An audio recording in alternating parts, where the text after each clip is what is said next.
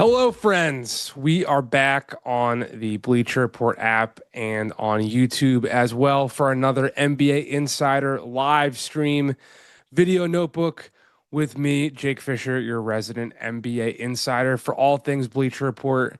We are in a kind of chaotic time in the NBA for early September, early mid-September, still roughly 2 weeks out from NBA training camp kicking off. But of course, the league is in the middle of a pretty crazy ongoing controversy regarding Kawhi Leonard and the Los Angeles Clippers. I was in Midtown Manhattan yesterday for Commissioner Adam Silver's post Board of Governors press conference, media availability. And I think, to me, the biggest takeaway from yesterday's events was that Adam Silver was pretty direct in that, while on one hand, he stated that he's got sweeping authority to, if deemed necessary, void Kawhi Leonard's contract, give the Clippers multiple draft pick penalties, what have you, that he directly said it's going to take more than a quote unquote smoking gun and more than circumstantial evidence in order to fully penalize the Los Angeles Clippers for what they're being alleged of doing by Pablo Torre's podcast. Pablo Torre finds out of circumventing the salary cap by way of paying Leonard through a third-party entity who this company Aspiration, that was their jersey patch sponsorship agreement, partner.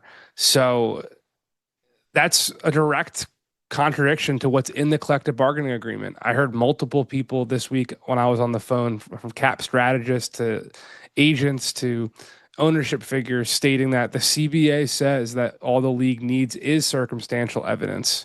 And Adam Silver said they're going to need more. So we'll see what happens here. To me, to my objective lens, I wrote a really long thing about this on my Substack, my joint effort with Mark Stein, the Hall of Famer, the Stein line at markstein.substack.com if you want to read that today. But my read on it right now is that while it looks damning, there has not been any definitive, conclusive evidence presented that the Clippers intentionally were in cahoots to pay Kawhi Leonard more than they were allowed to within the confines of the CBA. So until they do that, if Adam Silver's telling the truth that he's going to require more than that, I don't know what's going to happen.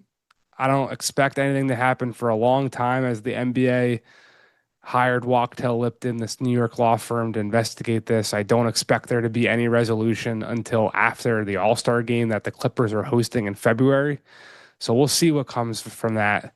But for now, let's get to our rundown, where another item of business that Adam Silver touched on is that the NBA is still in the middle of investigating Malik Beasley and his gambling claims or allegations of being guilty of being involved in a scheme of gambling on NBA games. That investigation, Adam Silver said, is still ongoing. And when he was asked in a follow-up question if Beasley is going to be eligible to play this season if he were to sign a contract, he said the investigation is still ongoing.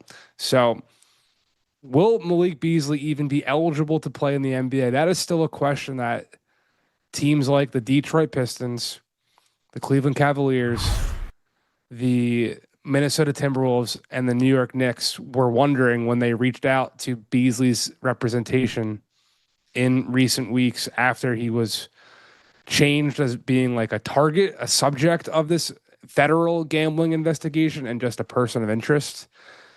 I saw in the chat people saying that he was chilling in Italy with Jalen Duren and Cade Cunningham, so he's going back to Detroit.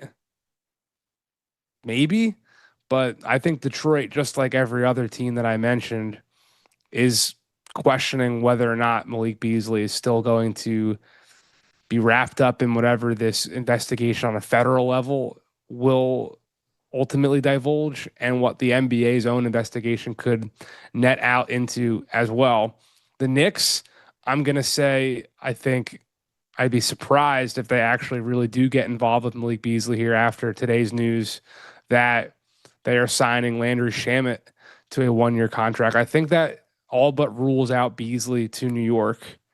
The Cavaliers, to my understanding, have only really been looking to add a player as a 14th roster spot if it's on a non-guaranteed contract. And while Malik Beasley's career and future seems to be hanging in the balance here, his play on the court, just on a sheer production standpoint, certainly stands to for an argument that it's worth far above a non-guaranteed vet minimum contract that the Cleveland Cavaliers have been and are looking to potentially fill that 14th roster spot. Remember, he was going to sign a 3-year, $42 million deal with the Pistons before all this stuff hit the fan. So we're going to wait to see what the NBA's investigation into Beasley ultimately uncovers.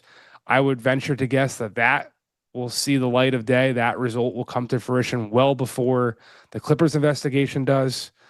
But at this point, those are the only teams that I have been told have really been in contact here of late with Malik Beasley. The Pistons, his team he was with a year ago, that team that he was going to sign that 3-year, $42 million contract with until or before these allegations surfaced, the Timberwolves and the Cavaliers. The Timberwolves are also focused still on finding a non-guaranteed agreement with Bones Highland. So I'm not even so certain about what that interest can really net. But those were really the teams that have been involved, and I haven't heard of a new team after checking on the situation today. So that's kind of our latest on the sharpshooter Malik Beasley. Back to the chat. Any Sacramento Kings news from Traymon Go Juice? The Kings parted ways with Terrence Davis today or yesterday. And I think that was something that people around the league were always expecting because he was on a non-guaranteed contract that would have become guaranteed the first day of this season. That's really the latest right now. I'll have more probably on that later in the week. I'm waiting for, admittedly, phone calls back on that subject matter, but that I can confidently say was something that was anticipated. So it wasn't really a surprise, being that Keon Ellis is the other non-guaranteed member of the Kings roster. And by all accounts, the Kings hope to extend him at some point before the season is over. Elijah Nunn wants to know, is there a Lakers-Andrew Wiggins trade coming? Now, Stein reported that on our Substack about a week ago, that because of Luka Doncic's extension in Los Angeles and with his strong play in Eurobasket, where he took a Slovenian national team that did not have much top-tier talent all the way to the quarterfinals of this ongoing Eurobasket tournament, where the semifinals will be happening tomorrow, Friday, that the Lakers are now feeling a little bit more emboldened to make some roster improvements and not really be so focused on maintaining salary cap flexibility in the future and beyond, that a player like Andrew Wiggins is definitely someone on their radar. The Lakers are prioritizing two-way wings. Will a trade happen right now? I don't really think so. The Heat absolutely have a goal of shedding salary and being below the tax this season. They already did a move by trading Haywood Highsmith to the Brooklyn Nets. That was a clear cost-cutting move, and they filled that slot with re-signing Drew Smith. The Heat, I reported previously, would like to find a buyout agreement with Terry Rozier, but that's not something that is happening right now. So could they look to eventually trade veterans like Andrew Wiggins? They made this move earlier in the summer that brought back Norm Powell, but that could also end up being Norm Powell's on an expiring contract. So could he even be a veteran at some point that gets interest from other teams that the Heat potentially look to move? I think the Heat are absolutely a team to monitor as a potential seller moving forward. But to bring it back to the Lakers, I think it's probably a little too early to pinpoint any specific deal that they're going to do at this point in time. But we can definitely say that the Lakers are going to be looking at two-way wings, and that Andrew Wiggins is someone that they have had interest in the past, dating back to when Andrew Wiggins was with Golden State. And we're expecting them to be on the phone with Miami if the Heat do come to a point where they're looking to move Andrew Wiggins and if the price is right. The price ended up being 4 years and $100 million for Josh Giddey to re-sign with the Chicago Bulls. That news came across the radar earlier this week, and we've been talking about this all summer, being that I think we were first to report that Josh Giddey's first offer from Chicago was a 4-year, $80 million deal that came from the Bulls to Giddey's side of things on the very first day of free agency.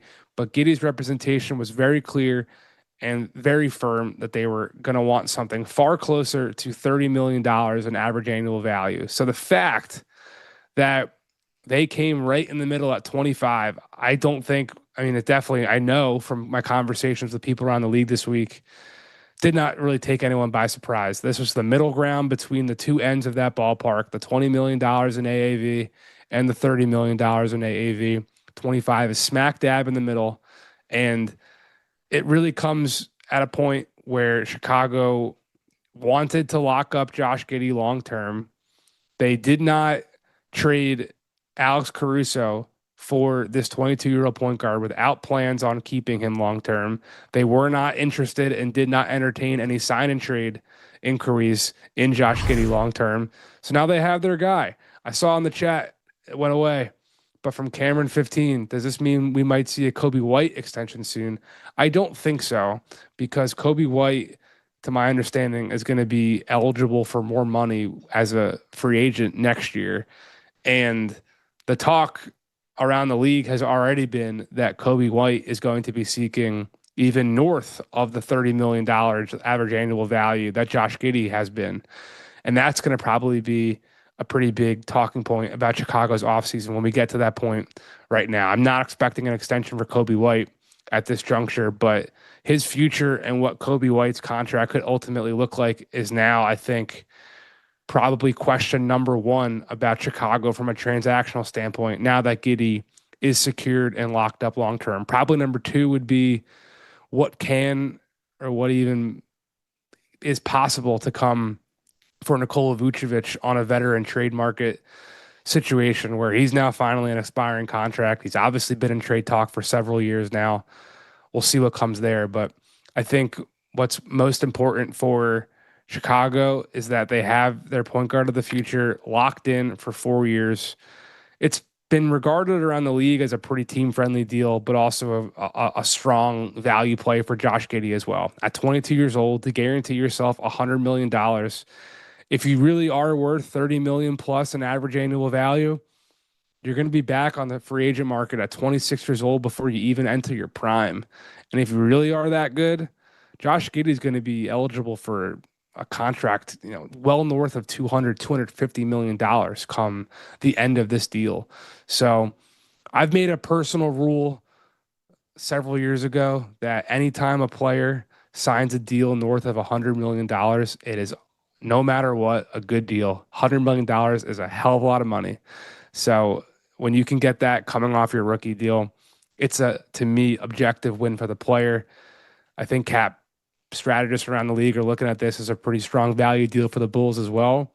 And now Chicago is going to see what this group can do in a down Eastern Conference where the Bulls have kind of been trending more in a rebuildy type way. They finally did move off of Zach LaVine in that 3-team deal with De'Aaron Fox going to San Antonio at the February trade deadline. But Chicago still does fancy itself as a team that can make some noise in the East, at least in the play-in conversation. So how good can they be with Indiana being obviously depleted with Tyrese Halliburton out, with Boston depleted with Jason Tatum out and what have you?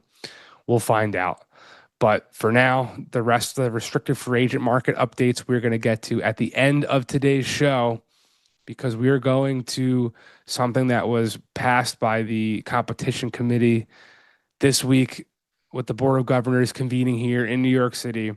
The league has passed an end of period heave rule, which will now no longer dock players as a personal field goal, an individual field goal attempt for shooting something at the end of a half, largely from beyond half court. But I think in general, the rule is going to apply when it's right, within a certain buffer of when the quarter buzzer is going to sound. Now, I saw Zach Lowe on his podcast kind of booing this and saying that this is giving players what they want, that like they should have had the cojones to hoist it anyway so it doesn't impact their field goal percentage. I kind of agree with him because from talking to some people about it this week, the only time a player's field goal percentage from a sheer like business standpoint really only matters in contract negotiations when teams and agents are looking over their production compared to other players' recent production and what that player signed for. They call it player comps comparisons, where Josh Giddey's deal is going to be a benchmark for any point guard coming off of his rookie deal in the foreseeable future, particularly ones that are 6'6", and his 3-point shooting percentage or his field goal percentage are going to serve as benchmarks by comparison. But for NBA teams, to my understanding, pretty much every single NBA team, if not all of them, have their own internal metrics and their own internal databases that have already kind of cut out heaves from their samples. So when it comes to a player's field goal percentage and it really impacting their career, it really hasn't, because teams have already not been factoring this in. Cleaning the Glass has already publicly been filtering out this information for a long time now. So it's not exactly something that I think has really had the true ramifications that players think it has. Publicly speaking, when the data you see on Basketball Reference and ESPN.com and on Bleacher Report, that is certainly impacted by this.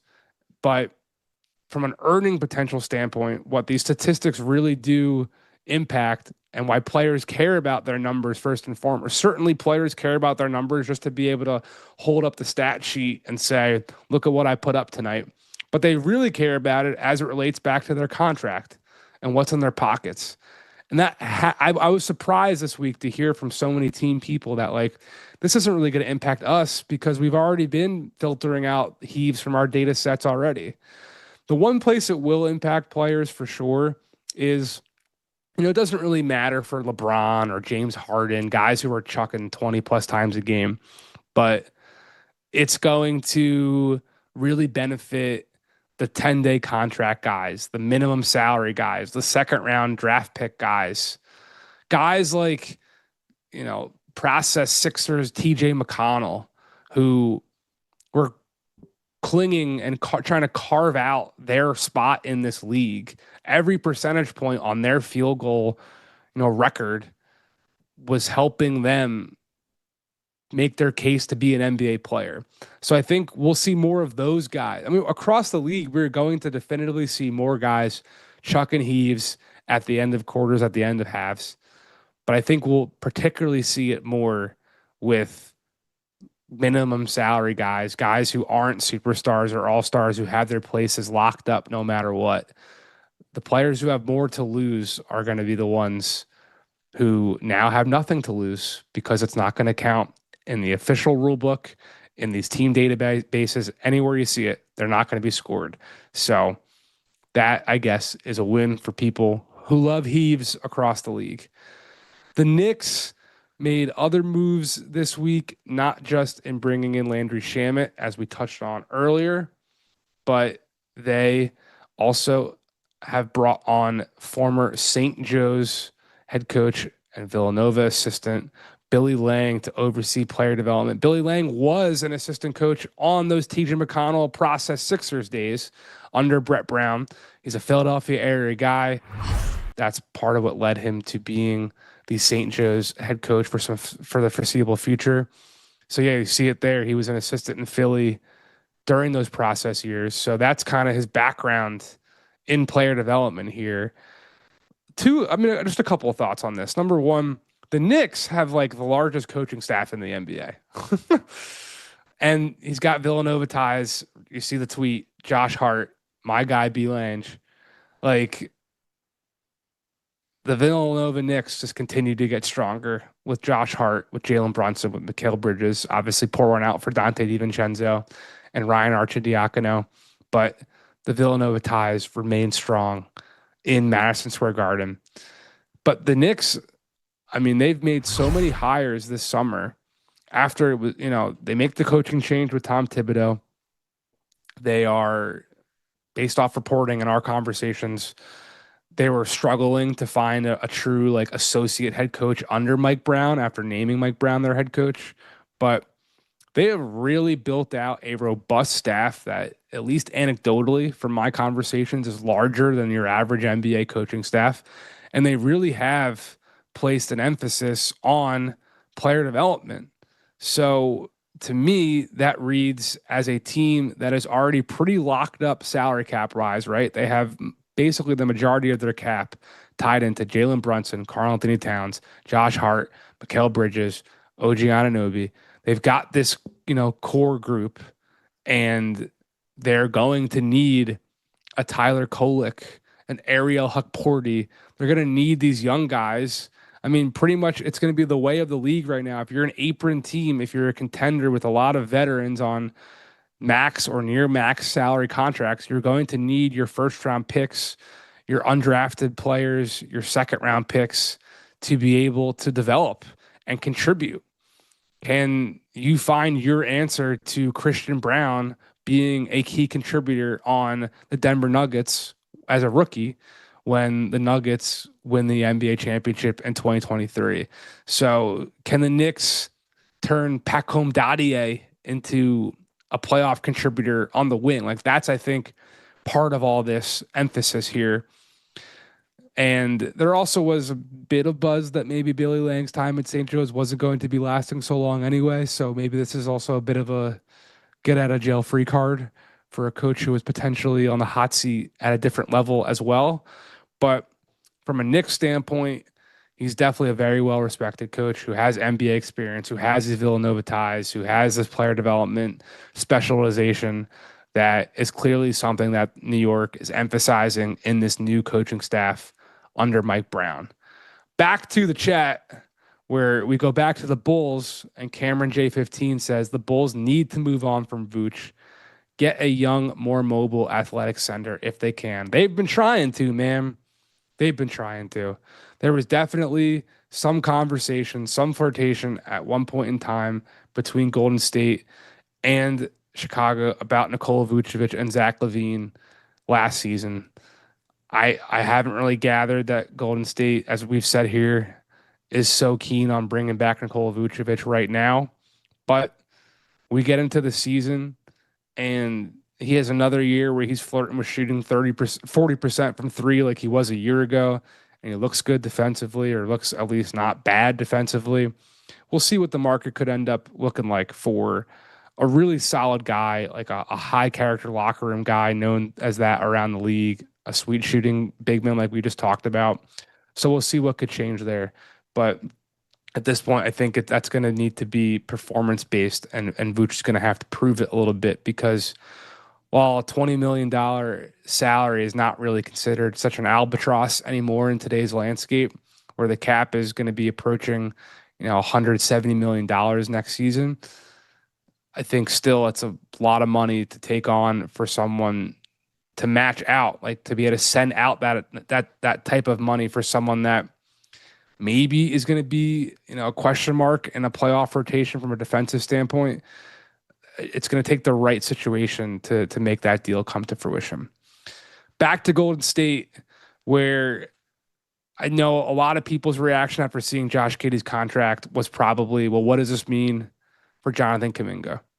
Well, I can definitely tell you that Jonathan Kuminga is looking at Josh Giddey's 4-year, $100 million and saying Golden State's 2-year, $45 million offer with a team option on the second year that we've been reporting for weeks now, that still is not so very attractive to me. Why should I be taking this when Josh Giddey is getting 4-100 straight, no team options? So that's clearly an absolute, not benchmark, but piece of context that is going to be relevant to Jonathan Kuminga's situation. I'll tell you, I've talked to both sides today, Golden State and Kuminga's camp, and I have not gathered a substantive update since we last spoke to you last week. It's kind of still in a holding pattern here. And that is still the word on Quentin Grimes as well, that there is no update there. That being said, we've now got 2 of the 4 restricted free agents in Cam Thomas and Josh Giddey off the board. Thomas obviously just took a qualifying offer with Brooklyn. Very different situation from Josh Giddey. So we got both ends of the spectrum here that I think are still on the table for both Kuminga and both Grimes. Like, I still believe that both Kuminga and Grimes have plausible outcomes of accepting the qualifying offer. We'll see what happens over the next 2 weeks or so. Remember, the qualifying offers will be viable until October 1st. They expire then. So we still have 2+ weeks left for some wiggle room here on those 2 guys. Until we get a real change in those circumstances, though, something to really bring you guys, I don't have the update. Like, the update truly is that there is no new news to be sharing. And I'm making the calls. I'm getting in touch with the people who know. They're telling me that this is still status quo. So can that change? We're getting a chat right here. Are the Warriors actively talking to any teams right now on a potential trade? If that question is about Jonathan Kuminga, the answer is no. Like, the Warriors don't want to trade Jonathan Kuminga.